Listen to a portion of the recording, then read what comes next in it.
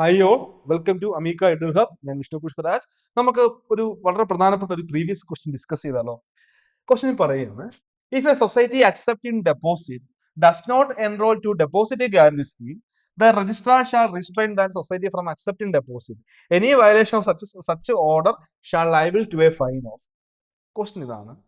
നമുക്കറിയാം, നിക്ഷേപ എന്താ പറയുക, ഡെപ്പോസിറ്റ് ഗ്യാരണ്ടി സ്കീമിൽ, നിക്ഷേപ ഗ്യാരണ്ടി സ്കീമിൽ അംഗമല്ലാത്ത സംഘത്തിന് നിക്ഷേപം മേടിക്കാൻ പറ്റില്ല. ഓക്കെ, അതായത് ഇപ്പോൾ ഒരു സംഘം എന്താ ഡെപ്പോസിറ്റ് ഗ്യാരണ്ടി സ്കീമിൽ അംഗമാണെങ്കിൽ മാത്രമേ അത് പൊതുജനങ്ങളിൽ നിന്ന് നിക്ഷേപം മേടിക്കാൻ പറ്റുകയുള്ളൂ.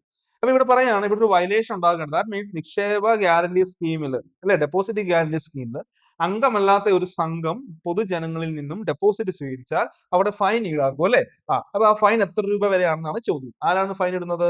ആ രജിസ്ട്രാർ ആണ്, അല്ലെ? If a society accepting deposit does not enrol to deposit guarantee scheme, the registrar shall restrain that society from accepting deposit. Any violation of such order shall liable to a fine of. അപ്പൊ എത്ര രൂപയാണ്? അങ്ങനെ, അതായത് നിക്ഷേപ guarantee സ്കീമിൽ അംഗമല്ലാത്ത ഒരു സംഘം പൊതുജനങ്ങളിൽ നിന്നും നിക്ഷേപം സ്വീകരിച്ചാൽ ഫൈൻ അടയ്ക്കേണ്ടി വരും. എത്ര രൂപയാണ്? ഓപ്ഷൻ എ പറയുന്നു 1000, ഓപ്ഷൻ ബി പറയുന്നു 3000, ഓപ്ഷൻ സിയിൽ പറയുന്നു 5000, ഓപ്ഷൻ ഡിയിൽ പറയുന്നു 10000. എത്രയാണ് ആൻസർ വരിക?